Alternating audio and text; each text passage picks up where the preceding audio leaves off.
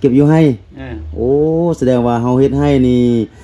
มีได้อันกินไปพร้อมเลยเนาะอันนี้ฝนตกแล้วก็มันก็ออกมาแม่นบ่แม่ล่ะโอ้พี่น้องเนาะนี่เฮ็ดคนที่ว่าเพิ่นเกลือเพิ่นก็ตัดเป็นตีนรถพี่น้องเนาะเป็นล้อรถน่าจะเป็นล้อรถ10ล้อพี่น้องเนาะนี่หมู่ขี่มาขี่แบ่อยู่ตามกลางบ้านพี่น้องเนาะนี่ปล่อยตามอัธยาศัยเลยเฉพาะแบ่หมูมาเป็ดไก่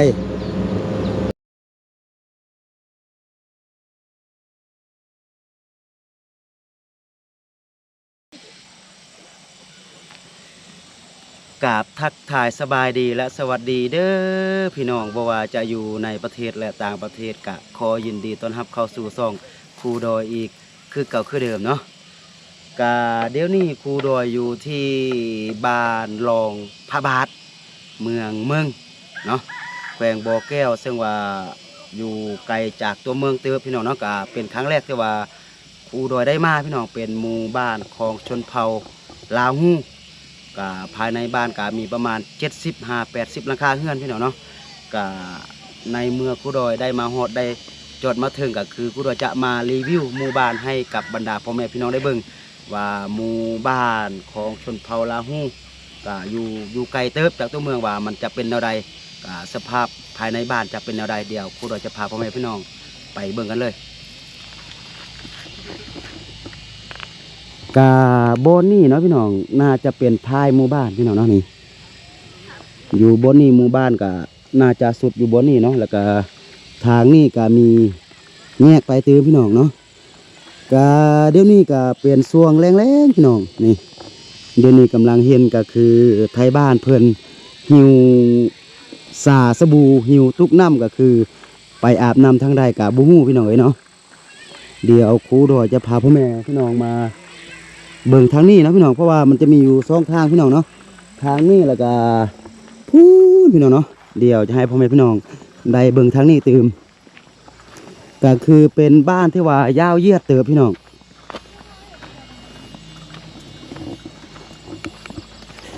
ทางนี้บุ้งจะเห็นหรือบ่เนาะนี่พี่น้องเนาะนี่พู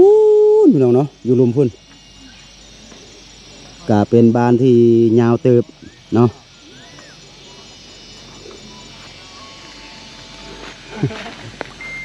สบายดี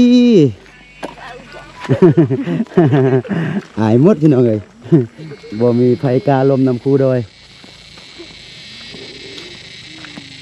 ป้าโทรพี่น้องเนาะก็คือมีสิ่งหนึ่งที่ว่าครูโดยอยากให้พ่อแม่พี่น้องได้เบิ่งเนาะเชิงว่าทางมันจะลำบากมันจะอยู่บนดอยซ้ำใดพี่น้องเนาะแต่มันจะมีไฟฟ้านี่แต่ว่าน้ำประปาน่าจะบ่มีก็คือตามครูดอยเบิ่งพี่น้องเนาะอยู่ลุมพุ่นน่าจะมีน้ำห้วยเพราะว่าครูดอยเห็นก็คือสาวบ้านเพิ่นก็คือจับตุกน้ำจับสาสบู่ก็คือลงไปลุมพุ่นพี่น้องถ้าหากว่ามันโบมืดมันโบคำครูดอยจะพาพ่อแม่พี่น้องลงไปเบิ่งบอนที่ว่าสาวบ้านเพิ่นใส่น้ำเนาะน่าจะเป็นอยู่ลุ่มเพื่อนไรพี่น้องเนาะสบายดีไปอาบน้ำอยู่ใส่อาบอยู่ลุ่มเพื่อนนะอาบน้ำนะ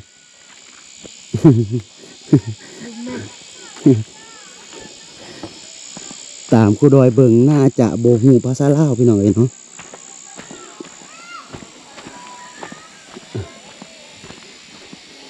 นี่ในบ้านก็อาจจะมีทั้งโอ้นี่พี่น้องเนาะนี่มีน้ำอยู่ลุ่มนี่แต่ว่าครูดอยจะบดถ่ายให้พ่อแม่พี่น้องได้เบิ่งเนาะ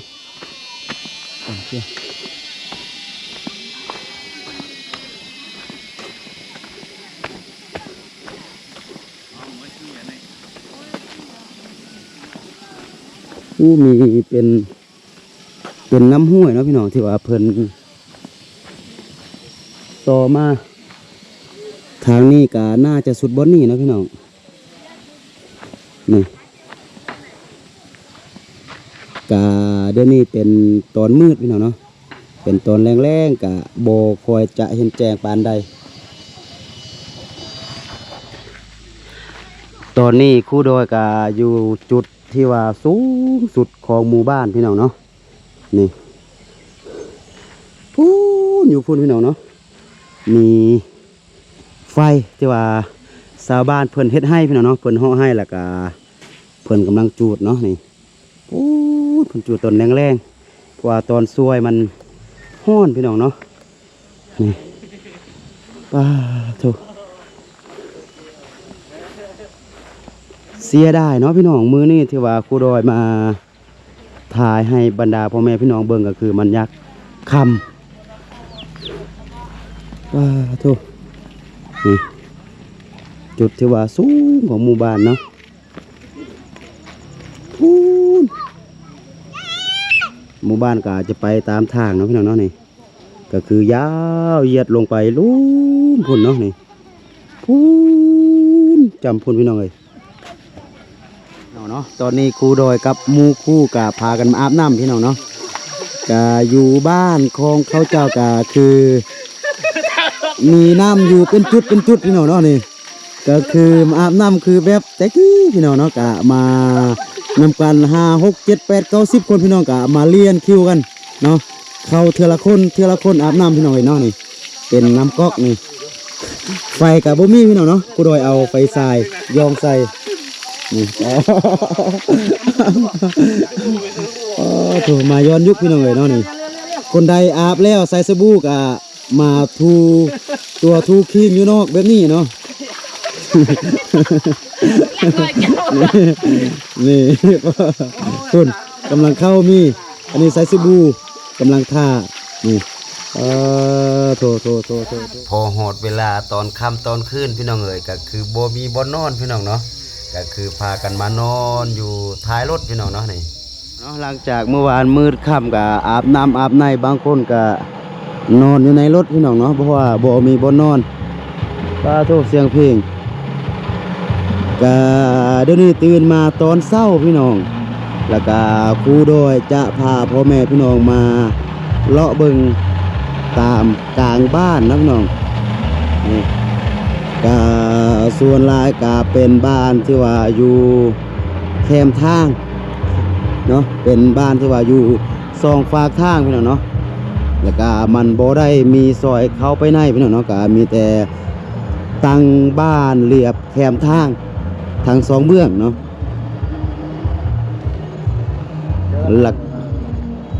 ลักษณะของบ้านก็จะประมาณนี้พี่น้องเนาะบางหลังคาก็เป็นบ้านไม้บางหลังคาก็เป็นบ้านปูนบางหลังคาก็เป็นมุงสังกะสีบางหลังคาก็มุงกระเบื้อง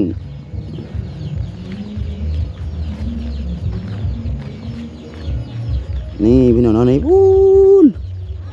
ตาเวนกำลังขึ้นพี่น้องเนาะแต่มันมีเมฆมีหมอกลายเนื่องจากว่าอยู่บนนี่มันอยู่บนสูงอยู่จุดที่สูงพี่น้องเนาะก็เลยเฮ็ดให้ก็คือมีเมฆมีหมอกอย่างรับแสงตาเวนพี่น้องเนาะเดี๋ยวนี้ก็เดี๋ยวครูโดยจะให้พ่อแม่พี่น้องเนาะได้เบิ่งว่าจักโมง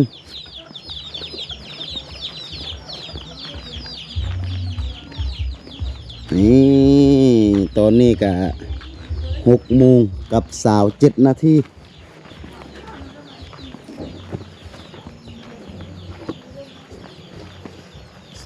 ก็จะประมาณนี้พี่น้องเนาะสำหรับบ้านลองพระบาท สื่อหมู่บ้านก็อ่านสื่อยากน้อยนึง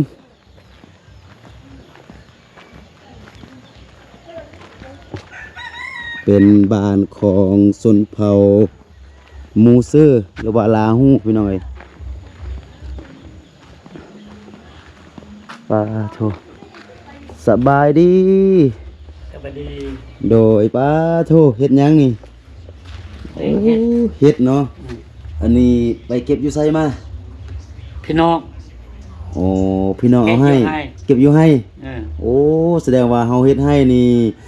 มีได้อันกินไปพร้อมเลยเนาะ อืม อันนี้ฝนตกแล้วก็มันก็ออกมาแม่นบ่ แม่ละ โอ้พี่น้องเนาะนี่เฮ็ดออกอยู่ตามตอไม้อยู่กลางไร่พี่น้องเพราะว่าช่วงนี้เพิ่นจูดให้ได้อยู่ประมาณเดือนหนึงนั่นแหละแล้วก็ฝนตกแล้วก็เฮ็ดก็สิออกมาพี่น้องเนาะส่วนหลายเฮ็ดอยู่ให้มันจะออกมาแบบนี้พี่น้องเนาะ แม่ละ โอ้ความแซ่บพี่น้องบ่ให้ว่าเลยเฮ็ดตัวนี้นะโอ้ขอบใจหลายเด้อพ่อ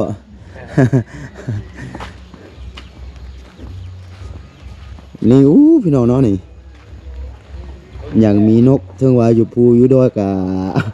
บางหลังคานี่เพิ่นก็ยังเลี้ยงนกพี่น้องเนาะโถหมูนี่เลี้ยงหมูกลางบ้านเลยพี่น้องปล่อยแบบอัธยาศัยเลยนี่เกลือหมูอยู่นี่4-5ตัวเลยนี่บอนที่ว่าเพิ่นเกลือเพิ่นก็ตัดเป็นตีนรถพี่น้องเนาะเป็นล้อรถน่าจะเป็นล้อรถ10ล้อพี่น้องเนาะนี่แล้วก็ตอนเพิ่นเกลือเพิ่นก็นี่น่าจะเป็นหำหรือว่าแก้บเนาะคนกับน้ำมาทบไปนี่เลย4ตัวตัวคนตัวแม่พี่น้องเนาะนี่ก็คือหมูมาเป็ดไก่มีย่างละแมนปล่อยตามอัตยาศัยเลยนี่นกพี่น้องเนาะอยู่ไทยเขาเอิ้นว่านกหยังนกพิราบนี่กาบอนที่ว่าครูดอยทายให้กับบรรดาพ่อแม่พี่น้องได้เบิ่งกะเป็นส่วนหนึ่งของหมู่บ้านเนาะพี่น้องก็คือครูดอยอยากจะแก้ก็คือข่าวหมู่บ้านเนาะพี่น้องเนาะก็คือหมู่บ้านครูดอยบอกว่าหมดหมู่บ้านนี่มีแต่70-80หลังคาความจริงก็คือมีหด200กว่าหลังคาพี่น้องเนาะ227หลังคาป้าโทษพี่น้องเนาะนี่บนนี้ก็คือแบ่นี่ป้าโทษขี่หมูขี่มาขี่แบ่อยู่ตามกลางบ้านพี่น้องเนาะนี่ปล่อยตามอัธยาศัยเลยเฉพาะแบ่หมูมาเป็ดไก่นี่กาตัวนี้กาเป็นโซนหนึ่งพี่น้องเนาะก็คือเดี๋ยวนี้มันยังบ่ทันเห็นเพราะว่ามันยังมีเมฆมีหมอกหลายพี่น้องเลยเนาะนี่ให้สังเกตเบิ่งแต่ละหลังคาเฮือนก็คือมีหมูมาเป็ดไก่เฮือนไผเฮือนมันพี่น้องเนาะ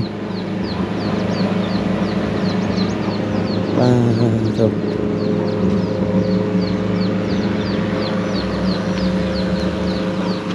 ก็โอเคนะพี่น้องเขากล้องนำบ่ หมูมานำคูดอยเนาะพี่น้องแล้วก็บ่อยากเข้ากล้องเพิ่นคนรอ ก็จะประมาณนี้พี่น้องสำหรับหมู่บ้านรองพระบาทเนาะก็ครูดอยอยากพาพ่อแม่พี่น้องมาเบิ่งมารับชมหมู่บ้านของชนเผ่าลาฮู้หรือว่าชนเผ่ามูเซอร์อยู่บนดอยเนาะอยู่ที่หมู่บ้านรองพระบาทเมืองแขวงบ่อแก้วเนาะก็เป็นหมู่บ้านชนเผ่าที่ว่าอยู่บนภูบนดอยนั่นแหละอยู่ที่สูงบ่มีน้ำประปาบ่มีหลายสิ่งหลายอย่างที่ว่ามันยังขาดก็คือความสะดวกสบายเนาะแต่ว่าสิ่งที่ว่ามันอำนวยความสะดวกสบายก็คือมีไฟฟ้ามีไฟฟ้ามีสัญญาณอินเทอร์เน็ตเนาะก็โอเคพี่น้องเนาะสำหรับคลิปนี้ก็จะประมาณนี้เนาะสุดท้ายก็ขอไว้ใส่ให้พ่อเนาะให้หมดทุกคนที่ว่าเข้ามาเบิ่งคลิปนี้จงอยู่ดีมีแฮงอยู่ดีมีสุขเนาะร่ำรวยทางสุขภาพแล้วก็ร่ำรวยทางเงินคำสาธุพี่น้องเนาะแล้วก็พิเศษนะพี่น้องก็ขอไว้ใส่ให้พรก็คือเมฮักของครูดอยที่อยู่ทางสหรัฐอเมริกาเนาะก็ตอนนี้เพิ่นบ่สบายเนาะพี่น้องก็ขอให้เพิ่นก็คือหายเจ็บหายป่วยไวๆแล้วก็คิดสิ่งใดปรารถนาสิ่งใดก็ขอให้สมดังใจปรารถนาเนาะสาธุเนาะโอเคสำหรับคลิปนี้ครูดอยต้องขอตัวลาไปก่อนแล้วก็ค่อยพบกันใหม่ในคลิป ต่อไปเนาะส่วนว่าจะเป็นคลิปใดอยู่ไสก็อย่าลืมเข้ามาให้กำลังใจกันคือเก่าคือเดิมเนาะแล้วก็สิ่งที่สำคัญก็อย่าลืม